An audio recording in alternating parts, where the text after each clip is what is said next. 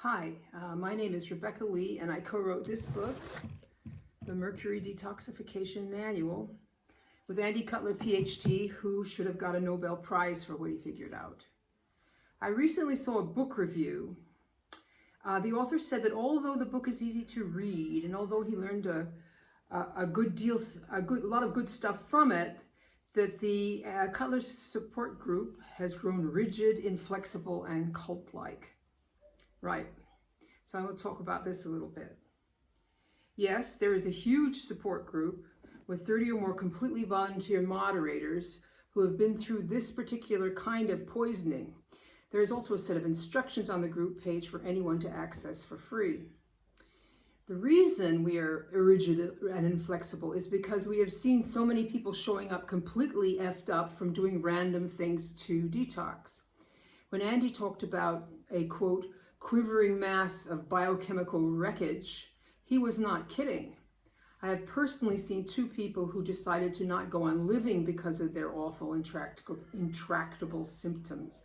We are trying to keep people from going there. Don't go there. Don't do random things to detox.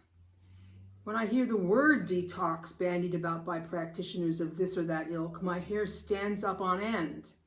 And I can tell you that plenty of our moderators have been down that getting their health and psyche's ruined road, and it was twice as hard to get back. They are trying to spare you what they went through. This thing can cause quite acute suffering. If you think you're miserable now, you don't want to find out how far this can go. And he figured out the pharmacokinetics involved in getting mercury out of wherever it may be stored in your body. We all have enormous, undying respect for his accomplishment. He is not our cult leader or our guru. He was witty and funny, and he was brilliant and systematic. He put that brilliance to use figuring out this protocol, which is a way to get mercury out of your body without making yourself horribly, irreversibly worse. Any detox protocol that doesn't understand the pharmacokinetics of chelators and is prescribing real heavy metal chelators is an accident waiting to happen. Sadly, we have seen hundreds of these accidents that have happened, and that is why we are rigid and inflexible.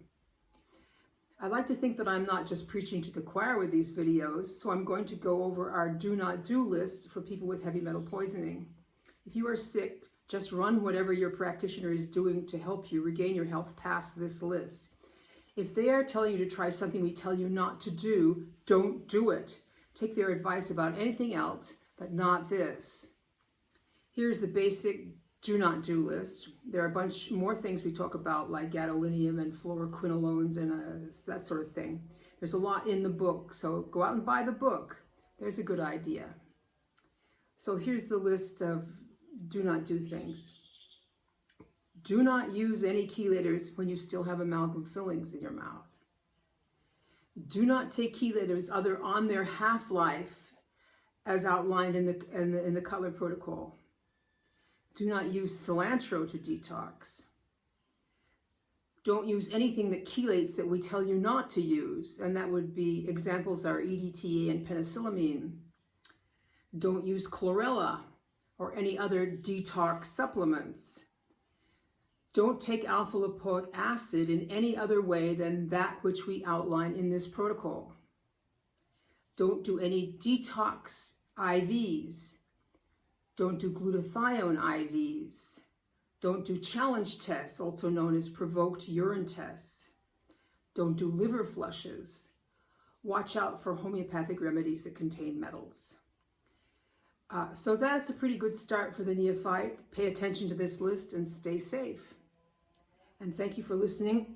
Please like and share so I can go and get my 15 minutes of fame and get rich and famous. And the extent to which we have all been poisoned will become as clear as day to the whole world.